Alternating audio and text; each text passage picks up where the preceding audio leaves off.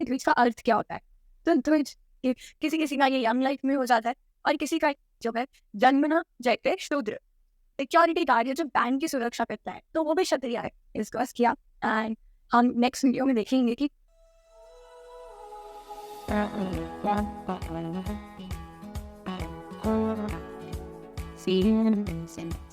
सभी को मेरा नमस्कार। कैसे हैं आप सब कुशल मंगल। तो आज हम बात करने वाले हैं द्विज के बारे में। तो हम जानेंगे और सबसे पहले समझते हैं कि द्विज का अर्थ क्या होता है। तो द्विज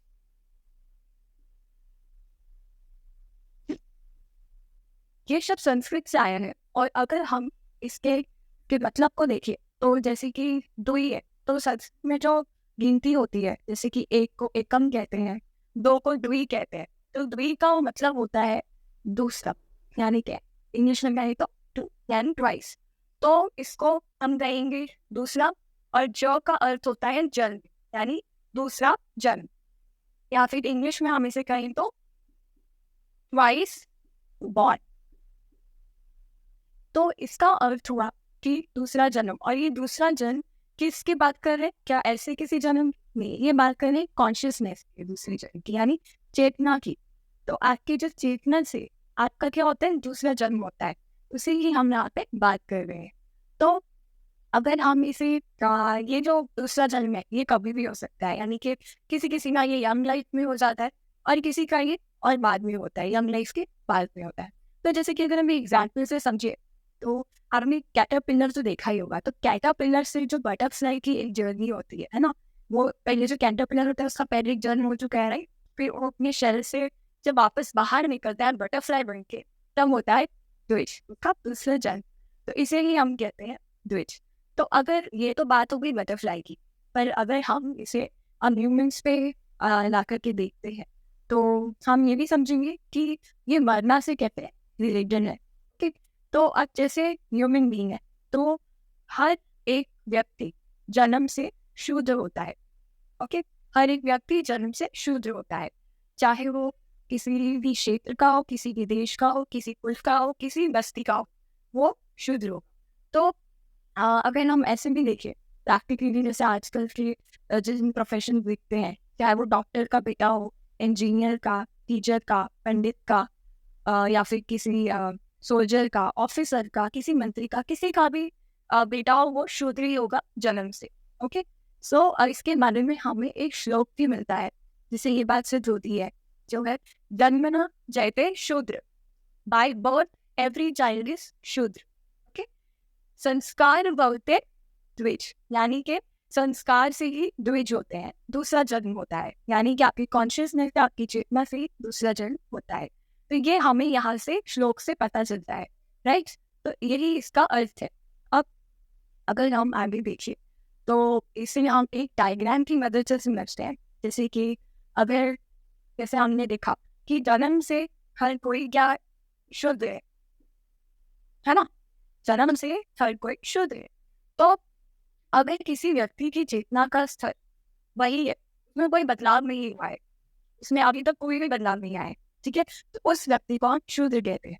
और वो उसी हिसाब से उसके एक्टिविटीज और रिस्पॉन्सिबिलिटीज असाइन की जाती है और जिसमें सेवा उत्तम होती है।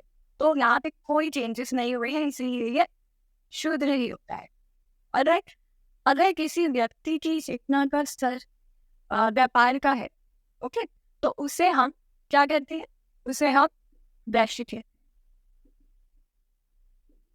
तो उसमें और ऐसे व्यक्ति को उसी हिसाब से जो ट्रेन किया जाता है और उसे रिस्पॉन्सिबिलिटीज और एक्टिविटीज असाइन किए जाते हैं, जिसमें व्यापार बिजनेस उत्तर है। अगर किसी व्यक्ति का स्तर क्षेत्र की रक्षा करने का है तो उसे हम क्या कहते हैं, क्षत्रिय कहते हैं। और ऐसे व्यक्ति को उसकी जो चेतना के अकॉर्डिंग ही उसे रिस्पॉन्सिबिलिटीज और एक्टिविटीज असाइन किए जाते हैं, जिसमें रक्षा करना उत्तम माना जाता है। ओके, अब अगर किसी व्यक्ति की चेतना का स्तर ज्ञान का है या फिर ज्ञान के प्रचार करने का है, ठीक है, ज्ञान देना और ज्ञान का प्रचार करना, तो ऐसे व्यक्ति को हम ब्राह्मण कहते हैं, ब्राह्मण। और ऐसा व्यक्ति इसी हिसाब से उसकी रिस्पॉन्सिबिलिटीज असाइन किए जाते हैं और एक्टिविटीज करने के लिए दिए जाते हैं, और जिसमें ज्ञान और ज्ञान का प्रचार करना उत्तम है। तो इस तरीके से ये 4 ही वर्ण होते हैं और इसमें कोई 5वां वर्ण नहीं होता है, ठीक है। तो सिर्फ 4 ही वर्ण है और ये चारों वर्ण इक्वली रिस्पेक्टेबल है, क्योंकि सभी अपना कर्म कर रहे हैं और अपनी जॉब और रिस्पॉन्सिबिलिटीज के हिसाब से इन सभी को इक्वली रिस्पेक्ट दिया जाता है, रिस्पेक्ट दी जाती है। तो ये चारों ही वर्ण होते हैं। तो अगर हम आज की बात करें तो जैसे कि आजकल सोल्जर्स होते हैं, है ना, तो सोल्जर्स भी क्या होते हैं, क्षत्रिय होते हैं, करेक्ट। सोल्जर्स क्या करते हैं, रक्षा करते हैं देश की। और एक अगर सिक्योरिटी गार्ड है जो बैंक की सुरक्षा करता है तो वो भी क्षत्रिय है, राइट। बस दोनों के लेवल्स अलग अलग है। तो जिसने अपनी कॉन्शियस को जितना बढ़ाया है उस हिसाब से वो एक्टिविटीज करते हैं। तो यहाँ पे जैसे कि डॉक्टर है वो भी ब्राह्मण है ना, और टीचर्स है वो भी ब्राह्मण है। तो यहाँ पे दोनों ही ब्राह्मण है। और ऋषि मुनि भी होते हैं, ब्रह्म ऋषि जो होते हैं जिन्हें ब्रह्म का ज्ञान वो भी ब्राह्मण है। लेकिन यहाँ पे सबके लेवल्स क्या है, अलग अलग है। तो जिसकी कॉन्शियसनेस जितनी है उतना ही उसका वो लेवल होगा। तो इस तरीके से ही ये चीज तय होती है। तो ये क्या हो गया, हमारे 4 वर्ण हो गए, है ना। तो हमने इसके बारे में समझा कि ये कैसे होता है।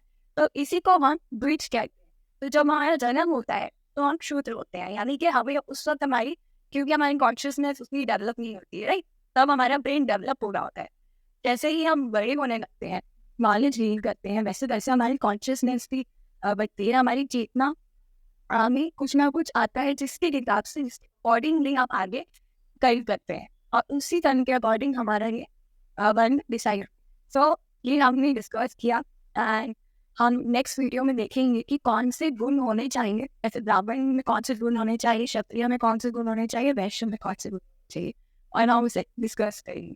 और तब तक के लिए आपने कितना समझा, आपको क्या क्या इसमें समझ में आया, मुझे ज़रूर कमेंट सेक्शन में बताएं। और नेक्स्ट वीडियो में आप और क्या जानना चाहते हैं आप उसके बारे में भी मुझे कमेंट कर सकते हैं, उस पर हम नेक्स्ट वीडियो बताएंगे। तो thank you so much for watching.